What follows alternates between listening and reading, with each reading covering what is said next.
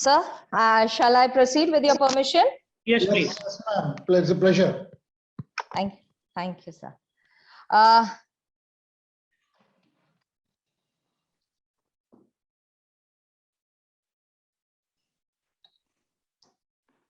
Selby, please start. Yes, sir. One minute, sir.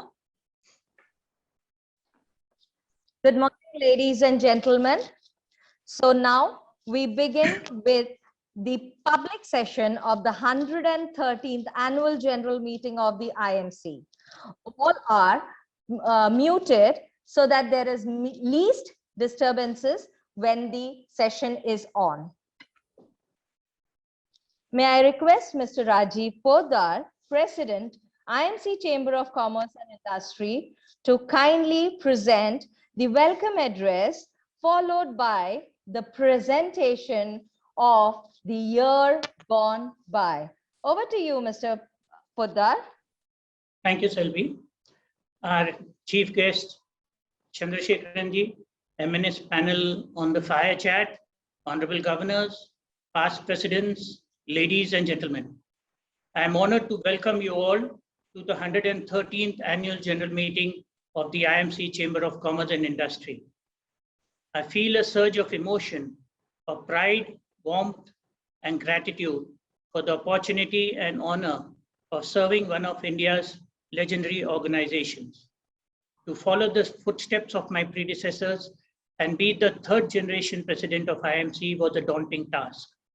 My year began with the Ashirvachan of Param Pujya Murari Bapuji and is ending with the insightful vachans of Chandrasekharanji, the doyen of Indian industry. One could ask for nothing more. On behalf of IMC and my own, I would like to express my deep gratitude to Mr. Chandrasekharan, Chairman, Tata Group, for sparing his valuable time today. We are honored by your presence, sir. We may not have achieved all we dreamt, but I leave with a sense of satisfaction for all we could accomplish. The year 2021 has been a year of challenges, transition, and rapid changes. Life and livelihood being severely affected and leading us to a new normal. At IMC, we envisaged to reboot the business, reform the policies, and research the economy. Our constant endeavor throughout the year had been to add value to our members and engage with the state and central governments to scale impact and empowerment. I am pleased to note that we have been able to relentlessly pursue the agenda of identifying opportunities, addressing critical issues, and driving Indian businesses with the single-minded focus of sustainable growth despite the odds. We found ways to rapidly innovate and to strengthen our collaboration with various entities and countries by organizing programs such as the India-Africa Summits, Indo-US Summit, Engage Maharashtra, Banking Summit, Next Gen Health Summit, Emerge Sports Opportunity Summit, India's New Blueprint Youth Conclave, where we were truly honored to have received our Prime Minister Narendra Modi ji's personalized message of blessing. We started new initiatives like setting up of an Indo-Africa desk with Exim Bank of India and CNBC Africa, Indo-US Bilateral Business Forum, and an MSME platform with USISPF. IMC entered into a range of collaborations, such as with the Deakin University for Skill Development, MIT World Peace University for organizing IndoCon with an emphasis on research and development, and knowledge sharing programs together with BSc India. We effectively use broadcast by partnering with CNBC Africa and ET Now for our events to enhance our reach and maximize eyeballs. Our ladies wing, ably led by Ms. Anuja Mittalji, and Young Leaders Forum by Mr. Yash Kela have done exemplary work through the year. Today, we have a special address on building corporate resilience for future by our chief guest, Mr. Chandrasekharanji, followed by a fire chat on benefits of technology changes in agriculture, space, and healthcare, moderated by our past president of IMC, Mr. Deepak Premnarayan. Our eminent panelists are Mr. Devi Prasad Shetty ji, Mr. Parthasarthi Trivedi, and Mr. Rob Strew. It has never been easy to speak of a person who is known to all, Chandrasekhanji, a man of high integrity, few words, and more action. If I was to talk to him of his achievements, I can go on ceaselessly. Hence, I decided to share some of his less known aspects about him. Chandrasekhanji, fondly known as Chandra. Chandra denotes the moon, which provides light in the darkness. This is exactly what he has done. When he took over the reins of Tata Sons, Chandrasekhanji inherited a bad set of companies that had been bleeding. He embarked on a journey to make the Tata Group more structurally sound and organized. He followed three concepts to achieve his goal: simplify, verticals that could be consolidated into single entities to make organization simpler; synergize, companies under the Tata Group would work together where it made business sense to follow each other's causes; scale, high growth and high scale to achieve expansion of the companies and their businesses. Today, market capitalization of Tata Groups of companies has more than doubled since he took over in 2017. He is now eyeing and rapidly expanding in the sunrise sectors like retail, electric vehicles, electronics, including mobile manufacturing, healthcare, renewable energy, etc. Sir, we are keenly looking forward to your address.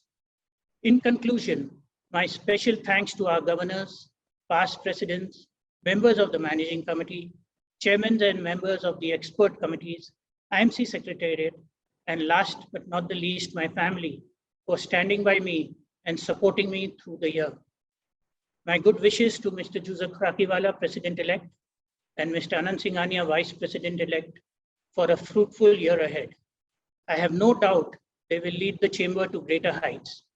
I would now like to play a short presentation giving highlights of the major activities and programs of the year. Selvi, could you please play it, please? Please start the presentation. Thank you.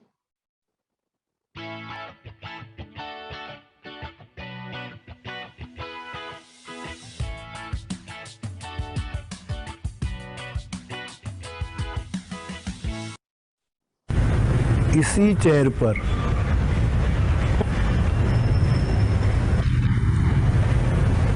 हमारे परम स्नेही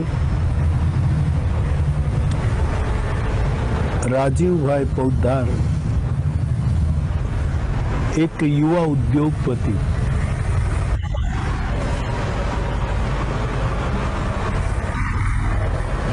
सेवा के लिए विराजित हो रहे हैं। इस बात की मुझे विशेष प्रसन्नता है।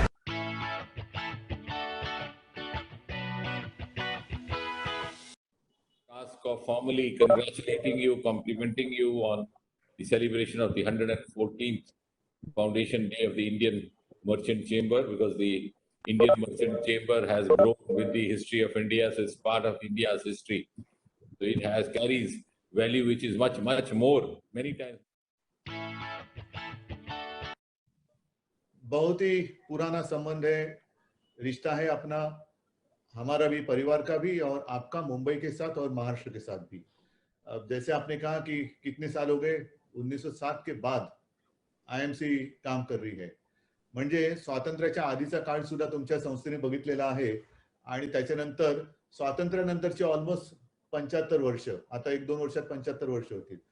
जमाना तो बदल गया, देश बहुत आगे बढ़ गया, आपके यहाँ भी जनरेशन के बाद जनरेशन आ रही है, हमारे यहाँ भी जनरेशन के बाद जनरेशन आ रही है, ये तो चलता रहेगा। पण आपला जो काही रिश्ता आहे, नातं आहे, हे तुटता कामा नये आणि ते कदापि तुटू शकणार नाही। मला खरंच एक अभिमान आहे की जो एक कार्यक्रम घेऊन तुम्ही आलेला आहात, मॅग्नेटिक महाराष्ट्र, मॅग्नेटिक मध्येच एक ताकद आहे।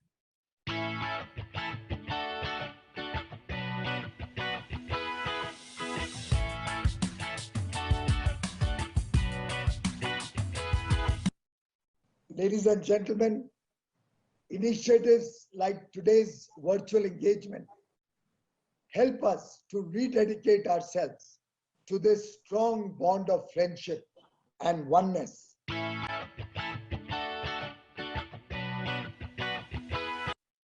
Neil Agarwal, founder and chairman of Vedanta Resources, Vedanta Group has invested over $30 billion in India and South Africa on organic growth projects. Welcome, Mr. Agarwal. Thank you. Thank you very much.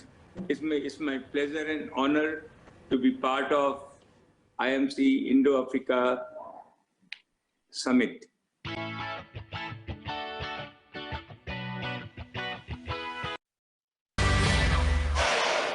Keynote address by Shri Dharmendra Pradhan, Union Minister for Steel, Petroleum and Natural Gas in India.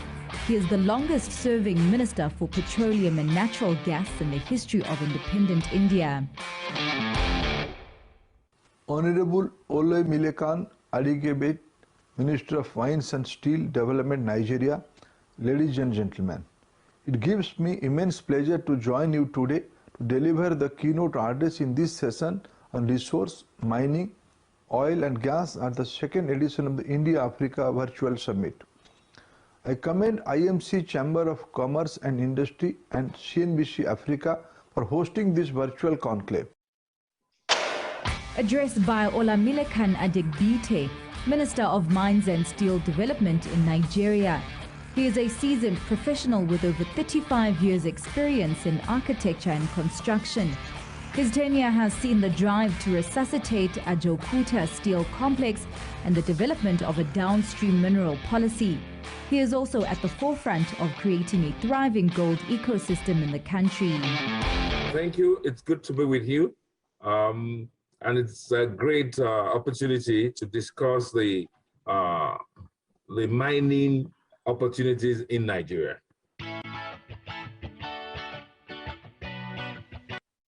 These are important issues, and I hope green finance will continue to be an important focus during the deliberations of this conference, which will enable our financial sector to fully utilize the opportunities.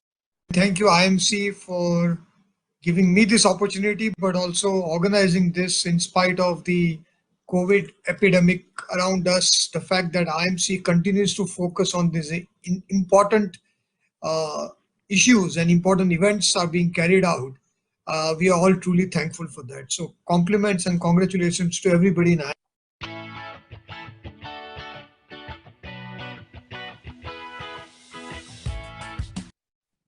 What we are likely to see is our partnership getting stronger and stronger across all the various domains, whether it is in security, whether it is in trade, whether it is in investment, science, education. In all these different domains, the relationship between India and the United States is getting stronger.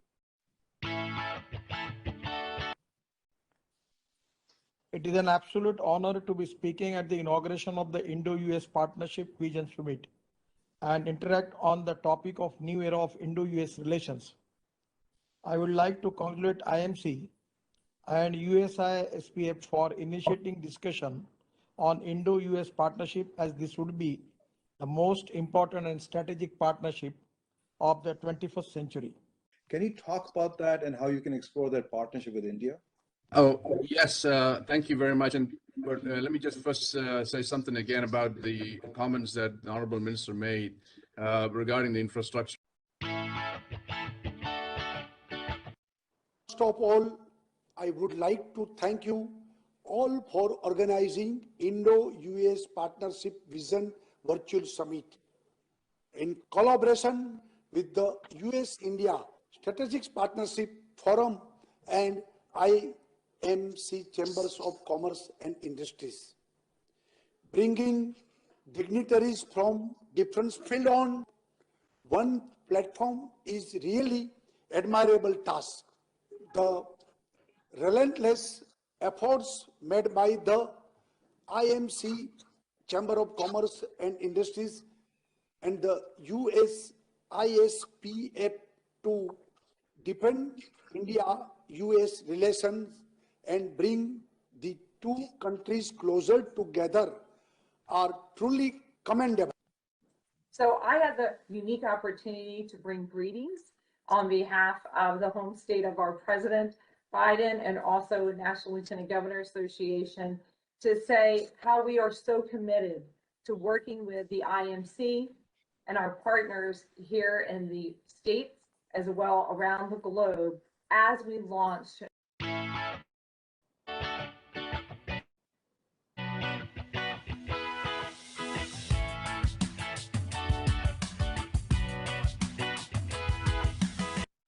I truly appreciate IMC Chamber of Commerce and Industry for hosting this Next Gen Health Summit, Reimagine Healthcare, to take forward the dialogue on the future of our health system and how to make it more resilient.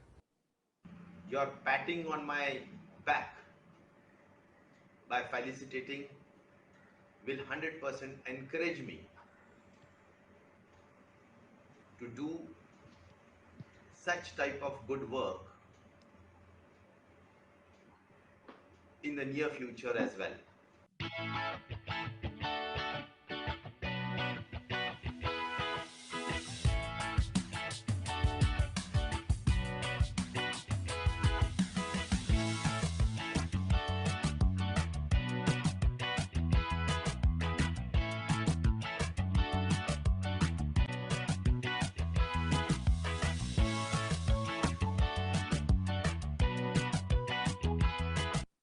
And I must congratulate you, my Japanese friends, for partnering with Indian Merchants Chamber.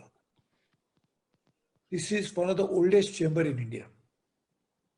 A father of nation, Mahatma Gandhi, was a member of this great institution. Can you imagine? Gandhi is a global leader. And he was a lawyer, of course, but he was a great saint, freedom fighter, great leader. And he chose to be a member of Indian Merchant Chamber. So you are joining hands with the right institution, with right credentials, with right pedigree, and with bright future. Thanks to the present IMC President, Rajiv Podal, and the previous President.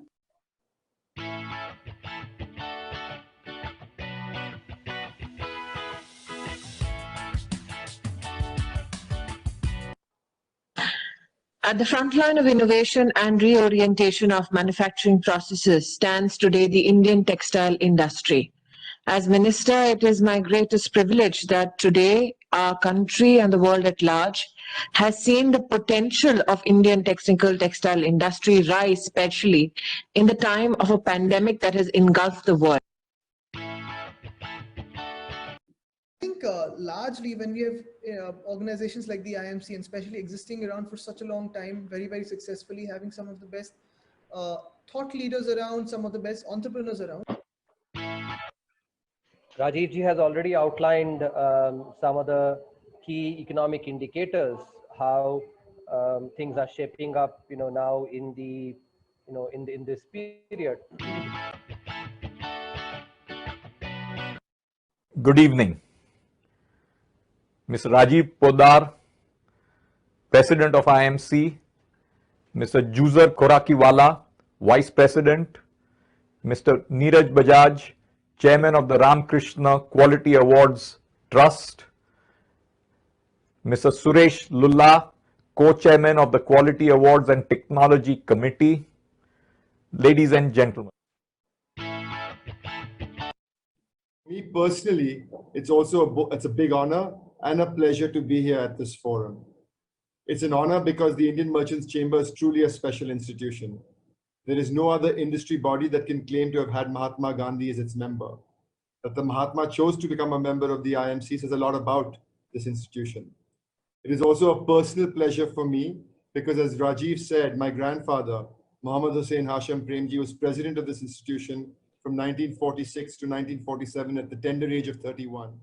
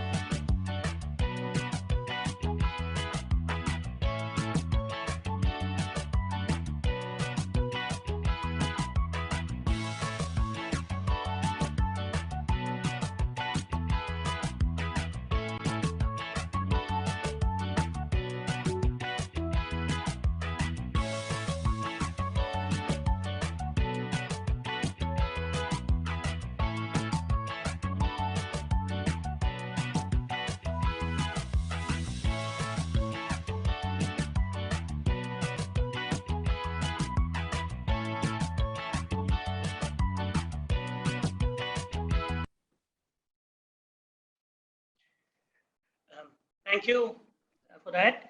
Sorry, sir, we've short our time by a couple of minutes. I need one more to be done, a very important thing. I would like to congratulate 5 of our team members and present them with IMC's Long Service Awards for completing 20 years of service in the chamber. We really value your contribution to IMC and look forward for many more years to follow. Mr. Dinesh Malvadia, Mr. Nivas Hidekar, Mr. Ashok Rathod, Mr. Ashok Malvadia, Mr. Ashwin Rathod. Thank you so much. Now may I request our chief guest, Mr. Chandrasekharanji, to kindly deliver his much awaited address. Once again, thank you, sir, for being with us. Such an honor. Thank you. Thank you, Mr. Podar. It's a pleasure to be here with all of you distinguished guests, along with Mr. Podar, Mr. Korakiwala, Mr. Deepak Premnarayan, governors, past governors, and members of the management committee.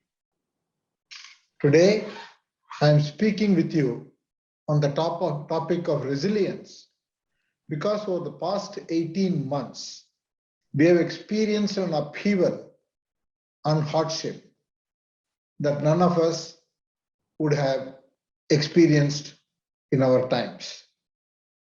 The human toll of the pandemic remains very hard to fathom. Gaps in healthcare and the social safety nets have been laid bare across the globe in all countries. The overarching lesson that the pandemic has taught us is we need to prioritize our resilience, whether it is in our healthcare systems, our economies, our businesses, or our planet. Let me spend the next few minutes sharing where we are today with the pandemic. That context is important. There have been more than 192 million COVID cases globally so far. That is close to 200 million. We are still seeing 500,000 cases, new cases each day. So far, the COVID has reported deaths of over 4 million.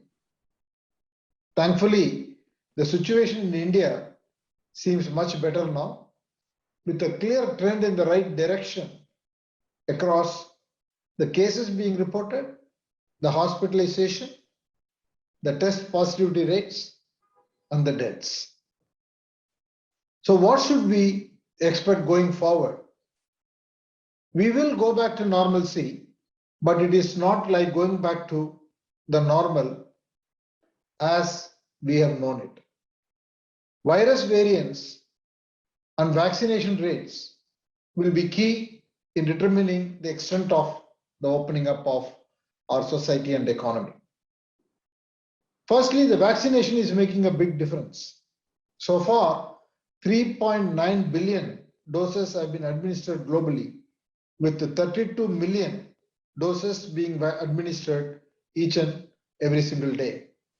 Still, only 27% of the world population has received a single dose at least, and only about 14% of the world population has received the 2 doses.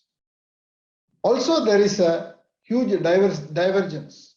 The major advanced economies have given at least 60% doses, at least 1 dose for their people, whereas all the developing economies have done less than 30% of a single dose so far. In India, we have so far vaccinated nearly 1/4 of our population with at least 1 shot. In absolute terms, this is still very high, the largest for any country other than China. And in absolute terms, it is higher than the combined doses that have been given in US, UK, Germany, and France. At the current rates, we are likely to achieve a single dose for at least 60% of the population by end of this calendar year and 90% by middle of next year. While we are on this path, we still have to be worried about the evolving variants and watch them carefully because the variants have the potential to lower the vaccine efficacy and will necessitate for us to swiftly pivot and take action as may be necessary. So it is fair to say that in all likelihood, the COVID will remain with us for some time. So it is a reality that we have to move towards the future and at the same time to some sort of a normalcy and learn to live diligently with the virus by taking care of some basic health protocols. Now I would like to focus on what are the trends that are going to be in the post-pandemic world. While the pandemic has caused a lot of hardship, it has also brought in a series of changes, positive changes. It has accentuated some global trends, accelerating and bringing them to a very sharp focus. What is clear is that the post-pandemic world will be different, and we need to prepare for living in that world, doing business in that world, and achieving growth in that world. I would like to talk about 4 distinct trends. The first one is rapid digital acceleration.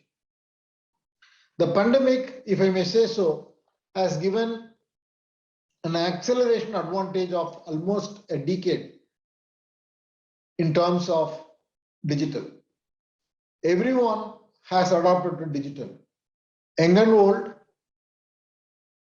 men and women, people in the developed nation as well as the developing nation, rich and poor. It has helped spur a digital transformation globally. Every business is going to become a data and AI business. Proprietary AI and machine learning tools that leverage big data will significantly differentiate the top tier businesses in every sector from the rest. It doesn't matter whether you are an industrial sector, services sector, consumer business. It doesn't matter. We must adopt AI, cloud, and data most aggressively. At the Tata Group, it is a top priority. What this means for each business needs to be very carefully understood and accelerated. The second resilience agenda is about supply chains. The supply chains will need a new approach. Changes to supply chains offer a glimpse of the new economy that will emerge from the old. There will be shift in priorities. There will be greater focus in safety, and there will be greater focus in resilience over efficiency. If I may say so, the world will move from just-in-time supply chains to just-in-case supply chains.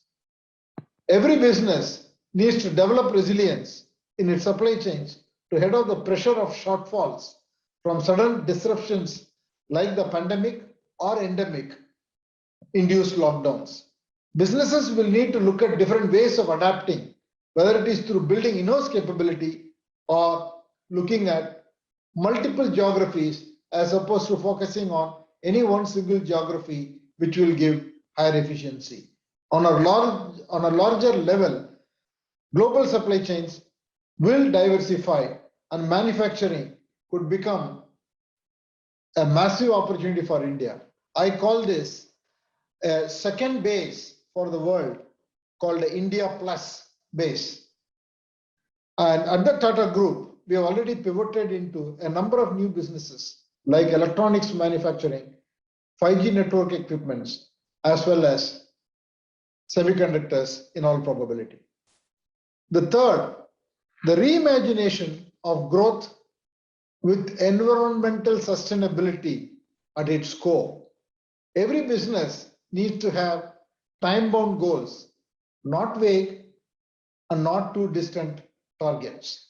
It is critical to get ahead of the curve and invest in R&D in the future growth sectors, such as renewable energy, for instance, because 20 new energy sources could be powering the global economy within the next 2 decades. Given where India is in our developmental curve, we have a unique opportunity to address our job challenges through a leapfrog to a green economy, through solar installations, microgrids, sustainable cooling, better waste management, normal waste as well as electronic waste. At our group, we are looking at all these areas and what role we should play. To my mind, there are many things that are happening, and it is important to take a holistic view by connecting the dots. Because as a country, we have the talent that is required. Capital is not an issue. Usually it is the talent, leadership and aspiration and a belief. Then all these things can happen. The fourth trend is the health and wellness in every business. COVID-19 has accelerated a mega trend where growing awareness and demand was making health and wellness an important theme. Growing demand comes from both an aging population in the developed world as well as the demand from the developing world because of lifestyle diseases for the young and the middle aged. I expect not only that the healthcare products and services will see robust growth, but also that health-related features and value propositions will make their way in almost all industries. So safety and health benefits in the design of every product and service will become a core value proposition in everything we have to offer to tomorrow's consumer. These 4 themes will play into each of our own existing businesses, and they are also leading to brand new initiatives at the Tata Group. On rebalancing supply chains, India can significantly benefit from the geopolitical shift that we are seeing. At the group, we have already set up a business to seize the promise of high-tech manufacturing for electronics, precision manufacturing, assembly and testing, and semiconductors in the medium term. A domestic electronics industry could unlock a GDP value of $1 trillion and create millions of jobs. On digital, Tata Digital is building multiple platforms leading to consumer offerings covering a range of sectors, both destination sectors and high frequency sectors. We have also announced our foray into 5G network equipments. Set against this backdrop of fast changing decade, it is important for us to take away some real lessons beyond ourselves and our businesses, but to our communities and to our country at large. This period has also been marked by astonishing progress because of scientific breakthroughs to new ways of learning, living, and working. Take the speed at which the COVID-19 vaccines have evolved, which is truly unprecedented. Typically, it takes years to even reach trial stages and further time over and above it for eventual use for any medicine or vaccine to happen at scale. In contrast, the COVID-19 vaccines have been developed in less than a year, thanks to the scientific advancements, especially mRNA, and the global coordination among regulators and policymakers. While many trends have been accelerated, vulnerabilities and imbalances have also been exacerbated. There are many examples, but one of the most vivid is the virtual education or online education. The pandemic rendered 1.6 billion children to learn as best as they could using digital technology from home. But some of the children were lucky to have the right devices and access to digital infrastructure to benefit from the digital learning. But many poorer and rural children without devices or access to the digital infrastructure lost out during these years for schooling. The digital divide among countries and within countries is beyond stark. We can see it in education, we can see it in healthcare and many other services sectors. The enormity of the problem with years of schooling lost will be throughout the system for years to come, and we will feel it. So there are some important takeaways for all of us, and I would like to point 3. There has to be urgency in equalizing national access to healthcare, education, social safety, and wellness. Second, the progress cannot be gradual. This cannot happen over the next 20 years. It has to happen at a much faster pace. And the third, to enable the rapid and widespread access, we need collectively to see what role all of us can play individually and collectively in groups like IMC, especially in the issue of access. To me, this means completely reimagining the digital future across our whole national footprint, using digital technologies to solve 2 of our biggest problems, access to health and education, will create markets that didn't exist before. This is not only about solving the problem, this is about creating completely new markets, because a vast majority of the people are not within the market network. And those markets will in turn create millions of new jobs.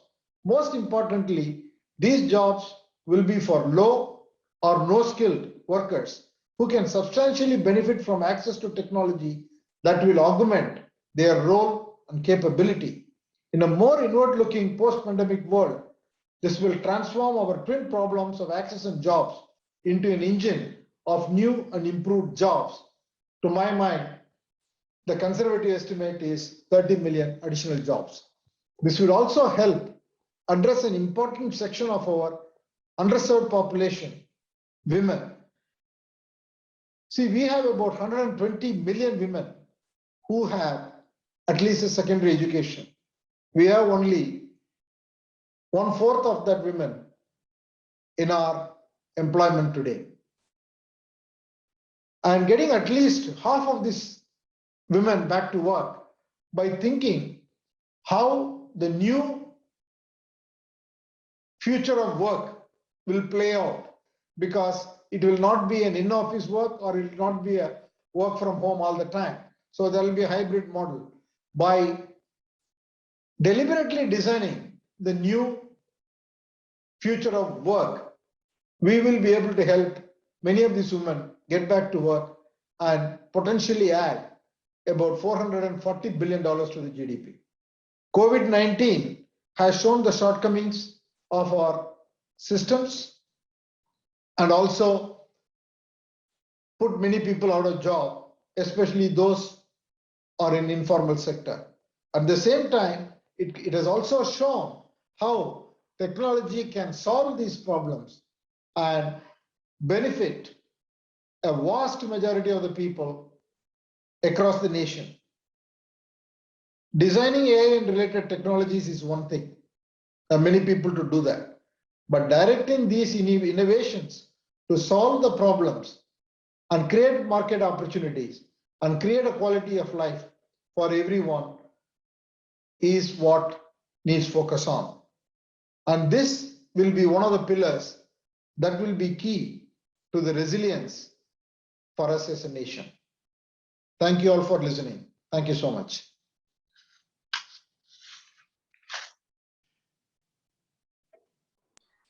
Thank you, sir. May I now request Mr. Juzer Khorakiwala, President-elect, IMC Chamber of Commerce and Industry, to kindly present the vote of thanks. Over to you, sir.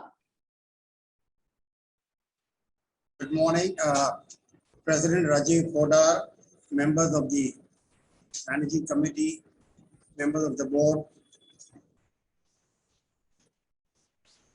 and all at IMC. Thank you, Mr. Chandrasekhar, for your very, very well covered talk on building resilience in the corporate sector. You laid out 4 important points: rapid digitization, changes in supply chains, reimagination of businesses, and lastly, health and wellness. Health and wellness, you focused a lot, and you personally epitomize health with your marathon running, which sometimes I do witness in the hills of Pauna. You mentioned about urgency and access to education and health as a driving force for building resilience. And this pandemic has indeed taught us a lot in terms of the way businesses have changed in our country. Thank you so much, Mr. Chandrasekhar, for your time to address the 113th session of IMC this morning. Thank you once again. And with that, I'd also like to thank Rajiv for his beautiful presentation during the year that he has conducted. A lot of hard work has gone into it, and I'm sure he has left a tall legacy for all of us to follow. Thank you very much. Chandrasekharan, thank you so much for being with us. I know you have another commitment. We won't hold you back. Thank you so much. Really grateful and honored. Thank you. Thank you. Thank you. Thank you, Mr. Poddar. Thank you, sir. President, sir, I would just request you to announce the 20 years award again. Because of technical reason, we were not able to share their photos, sir. Sure. Yeah. Sure. So I would like to congratulate 5 of our team members and present them with IMC Long Service Awards for completing 20 years of service in the chamber. We really value your contribution to IMC and look forward for many more years to follow. So Mr. Dinesh Malwadia, Mr. Nivas Hedekar, Mr. Ashok Rathod, Mr. Ashok Malwadia, and Mr. Ashwin Rathod. My applause. Thank you very much. Thank you, sir. Thank you very much. And now, may I request Mr. Deepak Prem Narayan, past president of IMC and executive chairman, ICS Group, to take us through the fireside chat on benefits of technology, change in agriculture, space, and healthcare. Over to you, Mr. Prem Narayan.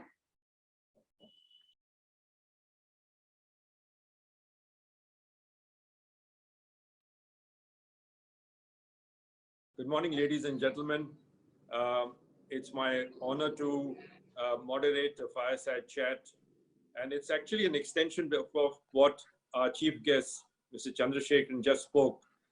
His focus being in that most of the businesses in Tata's, there is a lot of focus now on technology and artificial intelligence. Mr. President Rajiv Poddar, thank you very much for giving us this opportunity. And when you were having a conversation, what is the topic that we should choose? And we unanimously agreed that it should be something that's going to disrupt the world. And artificial intelligence is what is going to be the biggest disruptor, revolutionizer over the next 20 years. Then, you know, it encompasses all facets of life. But we chose 3 topics: healthcare, agriculture, and space. There was a madness behind this logic, and that had to do with the strengths that India has, and globally, how these 3 sectors can really contribute to job creation and to our economy. Now, at the same time, if I look at it globally, is that you look at it how far behind we are today with China, with the US and some of the other countries. The implications of this are that we could lose this opportunity permanently. And I'll come to this at the conclusion. The threat in my mind is that this is what's going to happen because of artificial intelligence is literally going back 100 years when you spoke of colonies. So that is a kind of threat. On the healthcare side, if you look at Dr. Shetty, what you're doing is that making healthcare affordable and you're saving lives. And I've gone through the recent app in our conversation with the app that it is. We'll talk about that a little later. But what's important is if you look at Google, for that matter, Google looking at the retina today, they started off with diabetes, but can forecast that in so many years, somebody can have a heart problem. Or you look at neurons for that matter. I mean, that is also coming into play in terms of implants, which is at its early stages, but what it can do to paralytic cases. Rob, you look at what's happening to farming for that matter, and the opportunity that exists in our country, because we're the largest producer of fruits, vegetables, exporters of grain, but the loss that happens because we do not know which crop is going to go bad. And that is what you have come up in terms of identifying that. 1/3 of the world's, or let's say in India, our production or growth of crops is lost because of the supply chain. But all these facets, or even if it's manufacturing or you take into account banking, they all come under the satellite, the space sector. So that's an umbrella which encompasses and through the IoT. And that's going to be almost in the next 15 years, a $2 trillion business. So India has the skill sets. And today we supply the spaceships. So why can't we be there? Now with this, I'm honored and I'm privileged to now introduce, after having given the topic, our 3 panelists, who I rate, I mean, globally, leaders in what they do. Dr. Shetty, you need no introduction, but let me summarize it this way. My time is short, so I'm going to introduce you shortly in a shorter manner. Padma Shri, Padma Bhushan, your achievements and contribution is globally recognized. You're a visionary whose focus is on affordable and quality healthcare and to save lives. You have been registered as an inventor in the US because of system in method and for facilitating delivery of patient care. Over the years, I've had the pleasure of interacting with you in different platforms. And I tell you that every time I come out of that, I get excited, goosebumps, childlike, that, wow, this man has come up with something new again. And this is what happened 10 days ago when you and I spoke. You partnered the government of Karnataka with an insurance scheme, microfinance, 4.5 million poor people benefited. You have your hospital chain, Narayana, which has 32 hospitals globally, 7,000 beds, chairman of IM Bangalore, Dr. Shetty. With that, I'd like to move over to Rob. Rob, successful scientist and entrepreneur. At the age of 24, you set up an NGO called Green Desert to promote solutions in areas of agriculture, water, energy. But during your studies in Mongolia and in Brazil, you interacted with farmers, and that showed you the kind of pain questions they had and their crops, why they were getting destroyed. And that's how you came up with imaging, which you launched your company called Planet X. Now, this is where the future would lie for agriculture. For you to get into B2B, B2C, get into microfinance, etc. We'll come to that a little later. But I'm glad that, Rob, you made India your home and Indore is your headquarters. But in a short time, you have several million clients who are interacting with you. The part, I'm maybe a little partial with you, and let me put it this way. Parth is the CEO and co-founder of Skylo Technologies. They are maker and operator of the world's most affordable and accessible satellite-based network. In Parth's company, you have people like Boeing, Eric Schmidt of Innovation Endeavors, the ex-chairman and CEO of Google, who are investors. SoftBank is a major investor. The first tranche they put in was $103 million, and there are several other commitments which are there. Skylo, bottom line is that it connects billions of machines, sensors, devices, sensors in the fields for farming, and it's got 100% coverage across the country, or whichever countries it is, with very low cost with the device that it's connected to. Now, whether it's agriculture, fishing, mining, banking, Parth, we'll talk more about that. Parth, you were selected to serve on the US delegation to the International Civil Aviation Organization, the United Nations Technical Body on Aviation, after getting your master's from MIT in aeronautics and astronautics. The Parth, when you graduated from MIT, I remember that you consulted an industrialist whether you should do your PhD with a full scholarship at MIT, or whether you should go at Stanford for your, again, a scholarship in MBA. I'm glad as an Indian, you chose to be an entrepreneur. And this is what you're doing to the world. Also, if I might quickly mention, Parth is a single handicap golfer. When he was in Calcutta, he was almost a national champion in swimming. He can construct sherries on the spot, and he's a painter. Now, you can see the kind of audience that we have in terms of the panelists. Devi, to you, if I might, I'd like you to talk about your app, but I'll give one or two thoughts. You know, artificial intelligence is helping us create new mechanisms for discovery in every field of science and technology. Drug discovery and protein folding in healthcare come across as two examples where AI can play a massive role, you know? So this is one thought I'd like you to. And then again, it's about the relevance of Google's recent AlphaFold, you know? As far as AlphaFold, you know that how accurately it can predict 3D models of protein structures, and has the potential to accelerate research, like for instance, the vaccines today. To you, Devi. Thanks.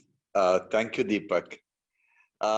I can answer your questions directly, but let me tell you what is important to this world today. Everyone talks about artificial intelligence, analytics, and every fancy technological tools.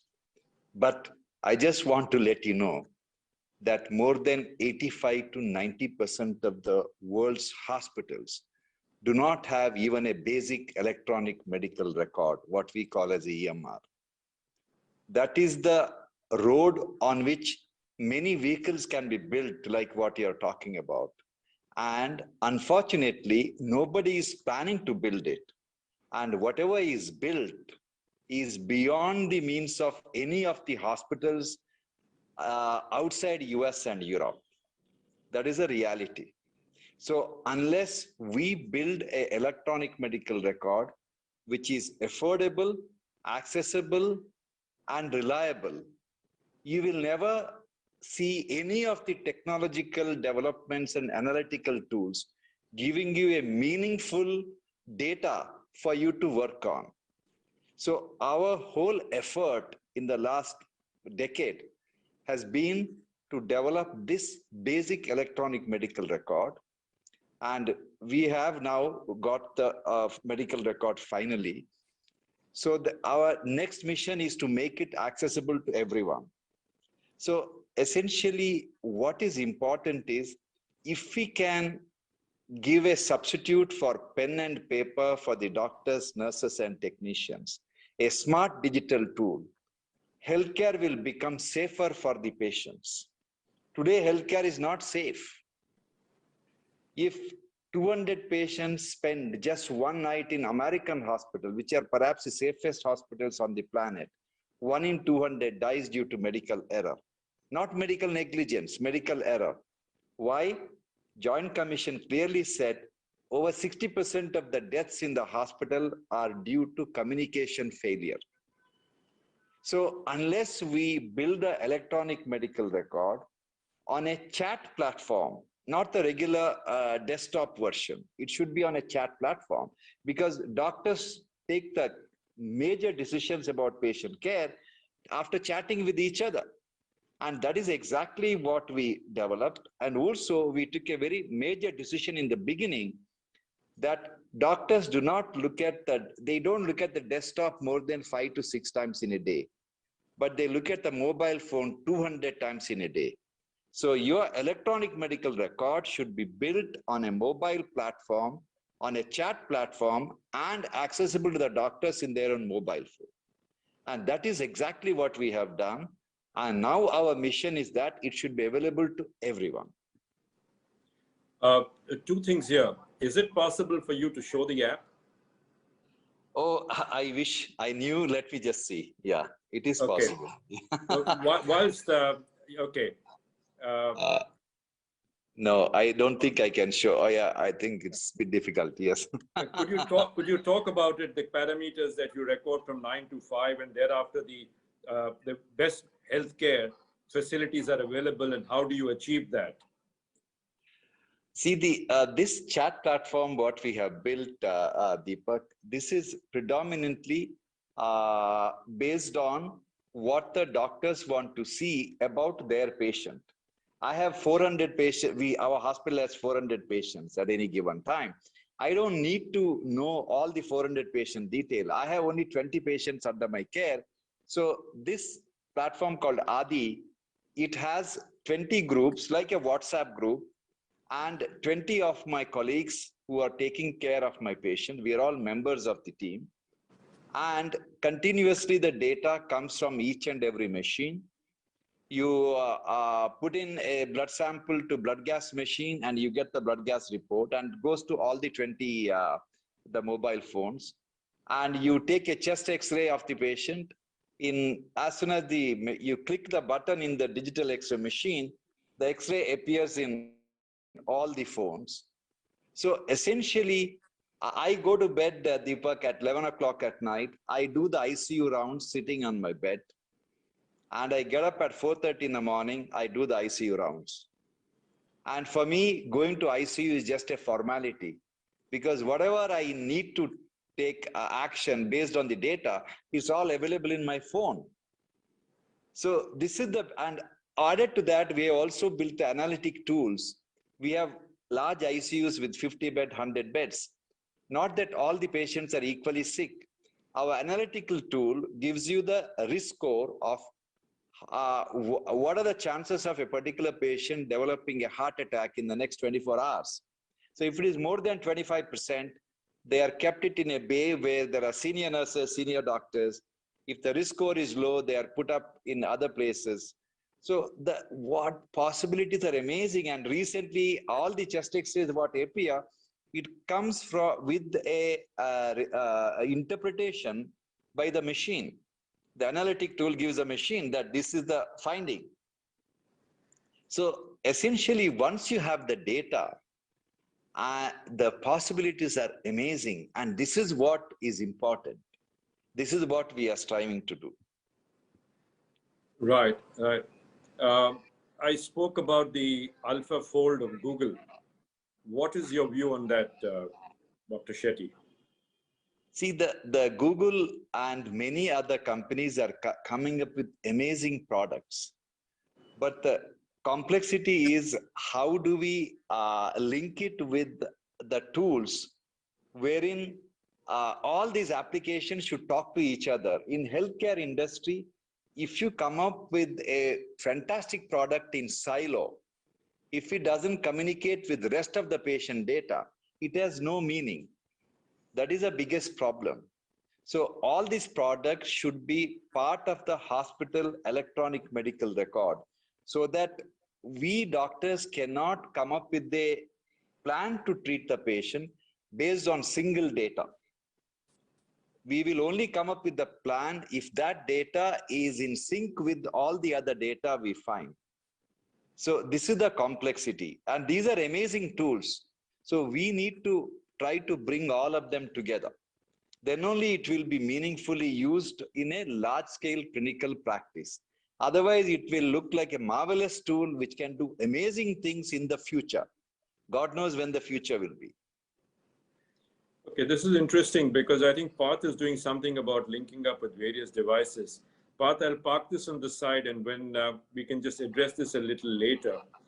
But I see this, today, I also remember that a few years ago in our conversation, you had mentioned that India has only 140,000 radiologists, and most of them are in tier 1 and tier 2 cities, if not metros.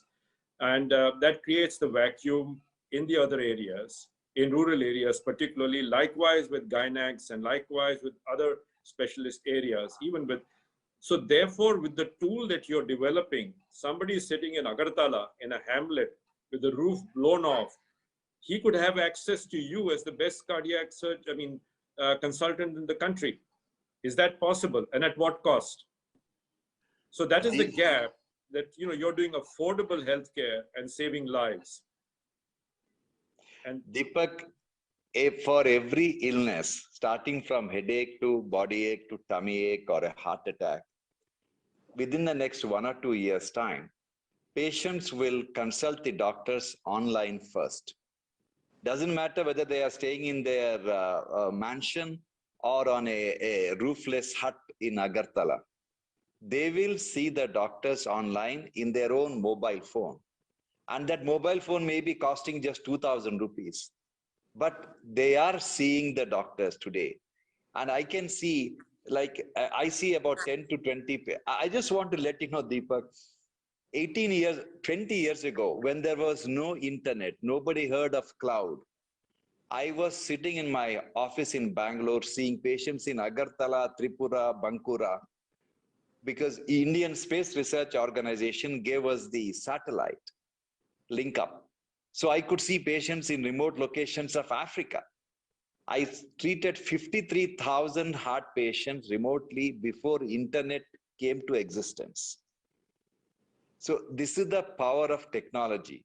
I can tell you that India will become the first country in the world to dissociate healthcare from affluence.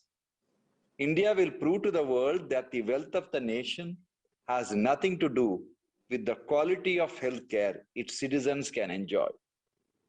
Because healthcare decisions are based on the data.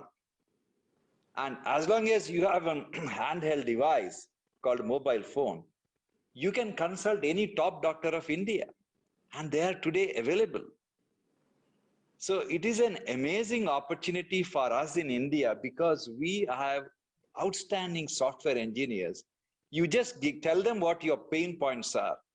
They come up with 10 different solutions. So I'm very, very optimistic that the future of healthcare will be dramatically different, and India will show how that will happen. Thank you.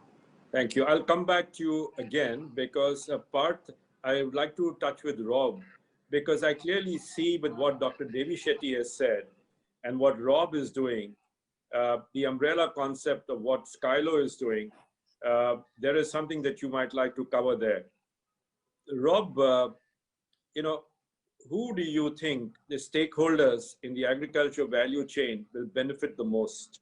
I mean, it's a no-brainer, the farmer, but I want you to just share something about a couple of other things. And, what is holding India back today?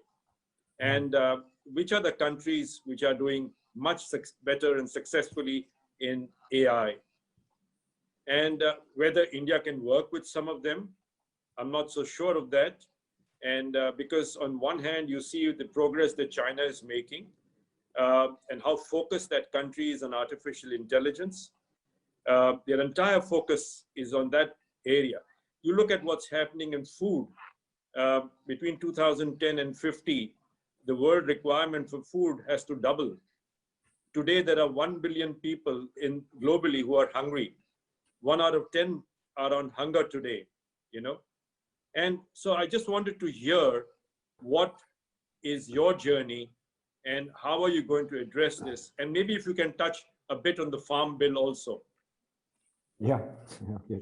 Like a lot of questions. Thank you, Deepak. And I think first like there have been a lot of points that I just like heard from the Dr. Shetty that I would like to agree on. And then coming to your first question, like what is India, like what is holding India back in like agriculture in terms of AI? I absolutely agree with Dr. Shetty that it's not the excellent engineers that India has. Like there's so many like great people that developing software. But the problem in agriculture is also like getting rid of pen and paper. Let me give you an example. Rob, can you be a little louder if you don't mind? Yeah, sorry, let me give you an example in this case, right? So India has a total of tens of thousands of agricultural extension officers. These people go to the farmers, talk to the farmers and ask them about the problems that they are facing.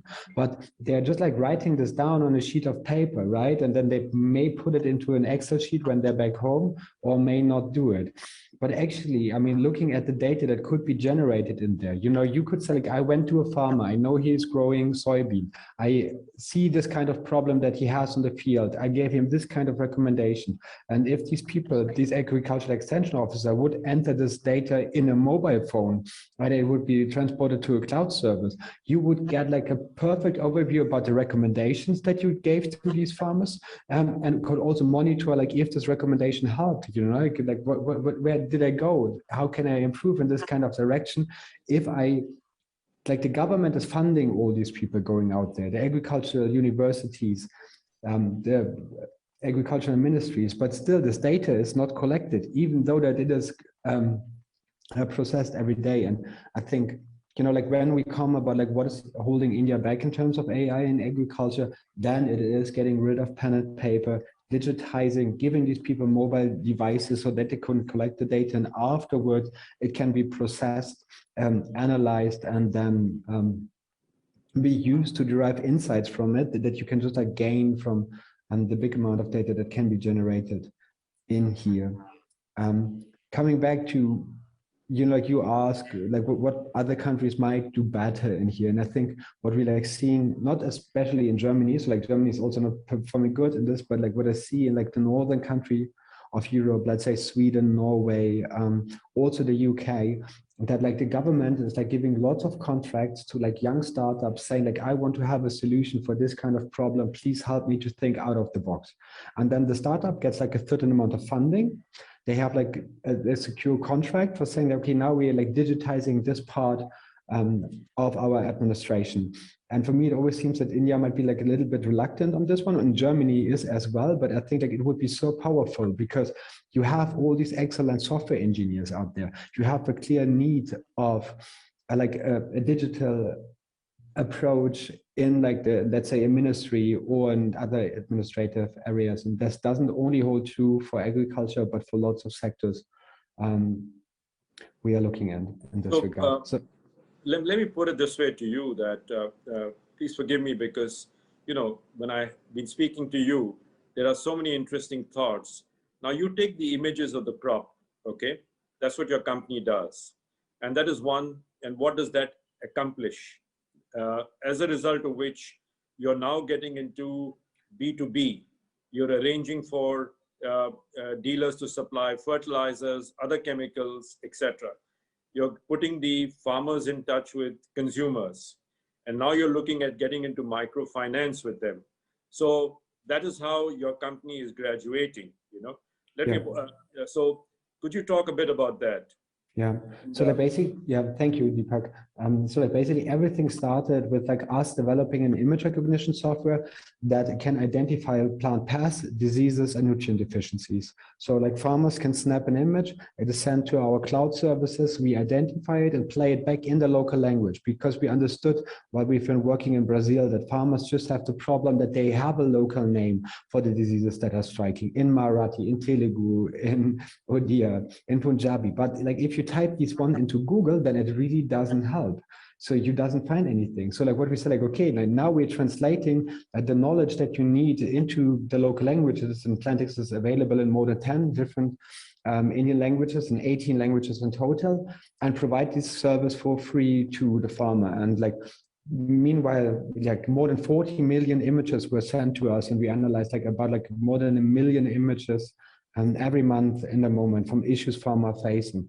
By doing so, we also understand that like in the north of Maharashtra, there might be a specific pest that is just striking in this very moment. And in the south of Andhra Pradesh, there's a different pest because they also like have different problems in there. So we help afterwards like local, like brick and mortar shops, like agricultural retailers in these regions to optimize their inventory by telling them, hey, we know cotton farmers in the southern district of Guntur will face the following problems in the upcoming month. You do not need to apply a broadband pesticide in here because there is a very specific treatment that you can apply to just apply like for this little critter that is striking. And we also realized that like lots of these like retailers have problems with financial services. So we help them to get like a credit line saying you do not buy any broadband fungicides anymore, nor broadband pesticides anymore. We go to a pest-specific treatment of what will occur in your region. And yeah, that is basically the Plantix model that we would like to intensify. Like this is like already rolled out in 8 Indian states in the moment. And like we aim on like covering another 5 in the sake of the year by helping to just like make everyone in the agricultural value chain more productive. But especially the farmers, you know, because they will benefit most for not using the super heavy toxic agricultural inputs anymore because they do not need to. I think that probably Dr. Shetty would also agree with me that, you know, there's mostly like a better way than like giving like a broadband antibiotic to like somebody because you do not know what is the exact problem. Oh yeah, take broadband antibiotics. And so like, no, we have like a medicine that is really tailored to the problem that you're facing. And that will be much better suited and much healthier than just like giving like such strong medications. So Rob, 2 things. What is the kind of growth that you're seeing in terms of the market receiving what you're doing? I think like, you know, like when we started all of this in 2015, we said like, okay, we would like to do this for like the small scale farmers in the world because they are neglected. They do not have access. They live in the remote areas. Then every VC, every venture capitalist told us, yes, but small scale farmers do not have smartphones. And we said like, yes, that is correct, but like they all will get smartphones soon, right? And therefore we are starting to establish this model now so that they will pick up. And I think like if you now look at Maharashtra, like the mobile penetration in the rural areas is above 60%. When we started all of this, it's been like 15, 20%. And so I think like, as Dr. Shetty said, right, these mobile devices will be available in the future for something like 2,000 rupees, and mobile data is cheap. People can have access to information in their local languages for free, and everyone benefits from doing so. So one other question, not question, is information. You take IFC, International Finance Corporation, and they have started to lend monies to startups in this space, whether you're in dairy farming, etc., or you are in terms of the supply chain. Now, you know, I raised a few questions, I guess quite a few in the beginning, and I thought that you've answered, you know, Germany, Sweden, etc., UK, what they are doing in terms of funding. So one of the areas, if India wants to avail of its strength in agriculture, and if it's got to be a player in the next 10 years, what would you do if you were the CEO of the country? And which also I would give you, let's say, another 2 minutes. And if you can answer that, and what would you do to the farm bill? Because that's integrated. Yeah, I think like if I would be the CEO in here, I would do 2 things. One is like the digitizing the governments, getting rid of pen and paper, motivating people that they collect the data digital on the mobile phone, making this data anonymized available to like the many super talented startups in India so that they can work with real data on real problems. You know, that like India took like millions of soil samples. This data is so dirty, nobody can work with it without spending years and years cleaning it, you know, but like the samples has been taken. It is just like the processing afterwards that was lacking in this regard. So like there's a huge potential that is untapped. And the other point is, I think that motivating the big Indian corporates, the huge organizations that are out there to like work together with the startups where they share data of, let's say, their customers, give it to the startups, let them process this, and together like gain insights and develop new business models out there. Do not think in silos all the time, but like think about like a problem that you can like use, like solve together by working together. That would be my recommendations.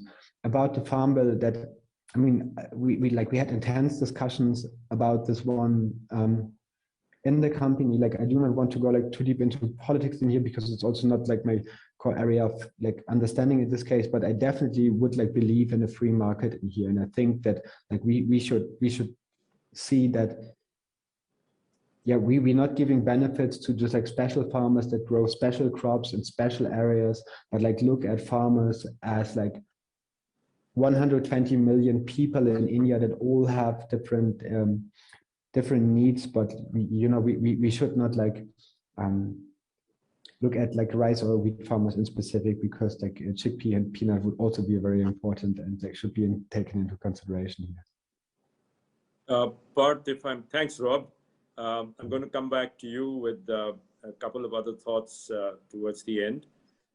Parth, from what Dr. Devi Shetty said and what Rob is saying, how do you see in an umbrella concept what Skylo is doing? If you can share that. And then Parth, I wanted to just talk about, about India. I'll ask you another question on that. But let's just field this one.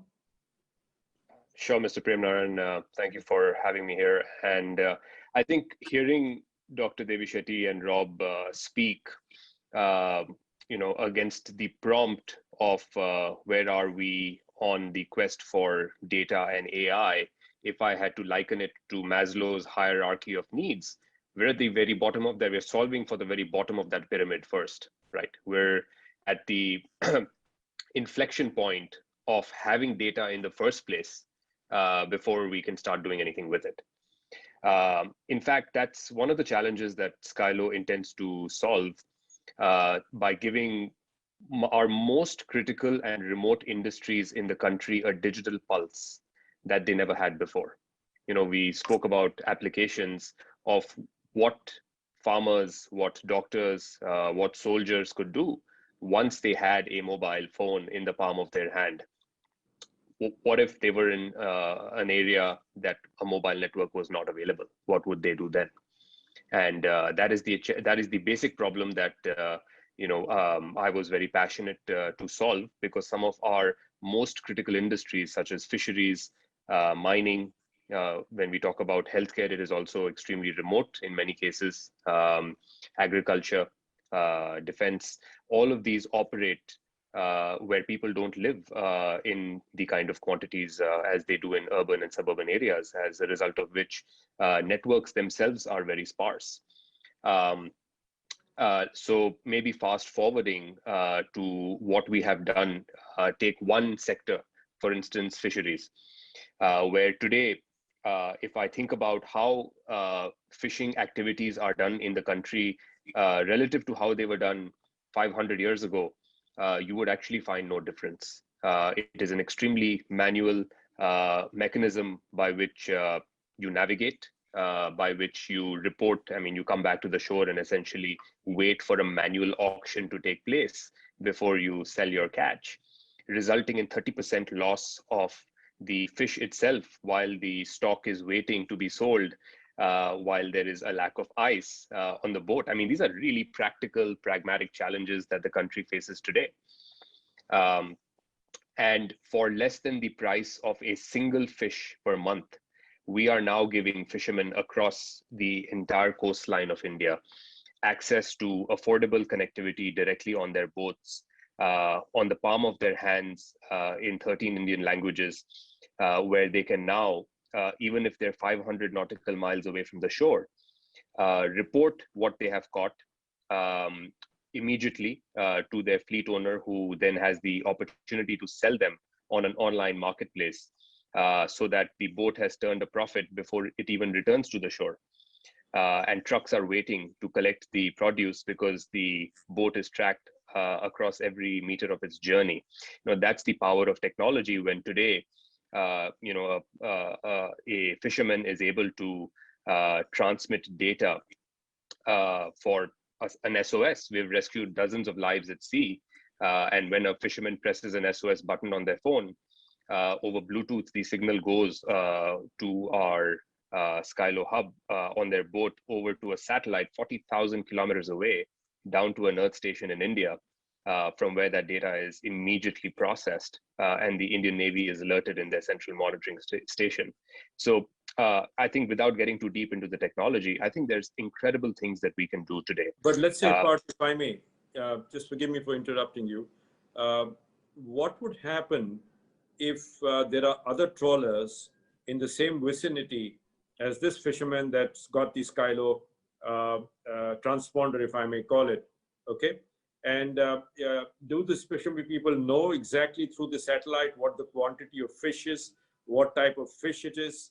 And that's one. Second question that I had was, would they go for a particular catch depending on a particular market where through AI, you have been able to tell them that this is going to be the price in the next 2 days or 3 days?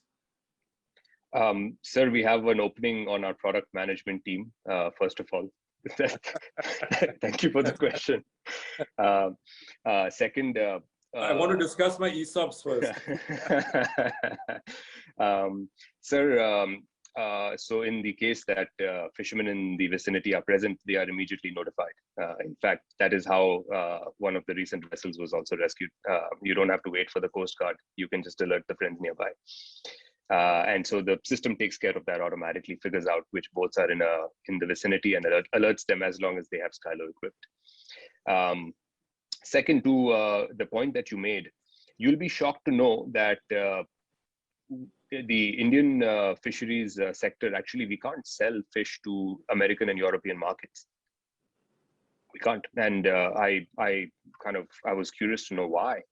And I recently, through investigation, discovered that the European and American markets require fish to be traced end to end from source to table, meaning that you have to have catch certificates. You have to know, the consumer needs to know whether the fish was sustainably caught. That doesn't exist today because in India, we do not have data on catch reports. We do not have basic information on when the vessel went out, what territories it caught fish from, whether those territories were sustainable fishing zones, or were they outside of the EEZ of India. And so now that we are able to do that, we were limited to selling fish to basically markets such as Vietnam or Indonesia, which afford a much lower price than the Western markets. Now, as a simple sort of mechanism of having a digital catch report available, your consumer, through scanning a Skylo QR code in coming times, will be able to trace the very route that the vessel took to catch the fish that's on your table. And that will allow our fish farmers and our fishermen to more than double the contribution to the GDP on the fisheries sector and their own income and livelihoods. Fantastic. It's been such a fantastic session. Each of you enjoy such reputation, and in a short time, some of the youngsters, what they've achieved is we are proud of that. With this, if I might request our president just to say his word of thanks. Rajiv?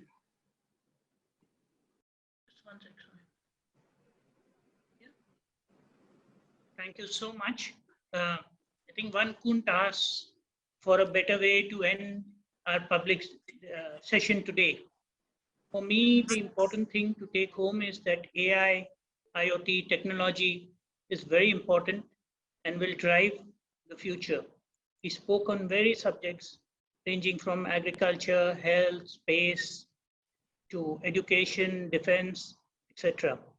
However, it's very important to make it accessible, affordable, reliable, simple, and adaptable so that it can be taken to any country or any region.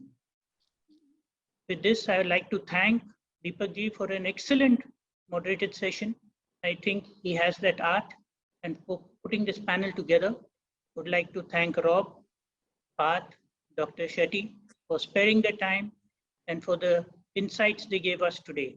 Thank you very much. Thank you, Rajiv. Thank you all.